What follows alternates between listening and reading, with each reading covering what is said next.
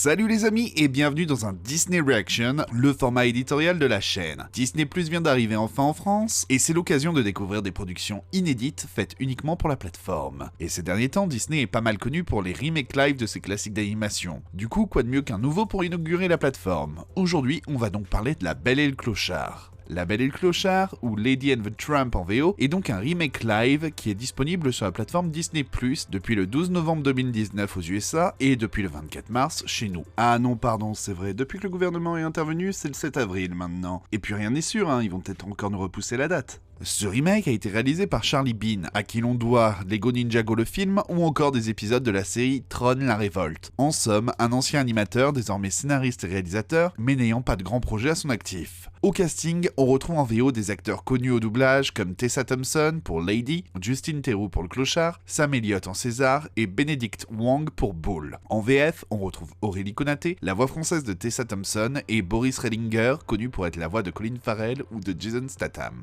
Ça parle de quoi La Belle et le Clochard? Bon, pour les deux du fond, c'est donc l'histoire de Lady, une jeune cocker qui se fait adopter en Nouvelle-Angleterre par Jim et Darling. Suite à une série de circonstances, elle va finir par quitter son foyer et croiser la route de Clochard, un chien des rues, qui va la prendre sous son aile, lui montrer les avantages d'être un chien libre, et oui, c'est ici qu'on a la fameuse scène des spaghettis. Ils vont tomber amoureux et il va la ramener chez elle. Bon, je vous laisse découvrir comment cette histoire d'amour canine se termine dans les deux versions, je vais quand même pas tout vous raconter. Du coup, qu'est-ce que j'en ai pensé? Déjà, j'avoue en avoir plein le dos des remakes live made in Disney. Même si quelques-uns m'ont plutôt agréablement surpris, la plupart me lassent, voire m'énervent pas mal. Du coup, en découvrant le film, j'étais pas des plus partants. Ensuite, j'ai été touché par le fait que les chiens du film soient de véritables animaux, et non pas des créations numériques comme pour le Roi Lion. Et alors, quand j'ai appris qu'en plus, il s'agissait de chiens abandonnés que Disney avait récupérés, dressés, puis placés dans des familles, j'étais déjà bien conquis. Mais du coup, ce film. On reprend ce qui a fait la grandeur du film d'origine, mais en y opérant quelques changements, comme des personnages qui changent de sexe, Jock, de race, les Siamois, d'origine ethnique, Darling, de motivation, le gardien de la fourrière, etc.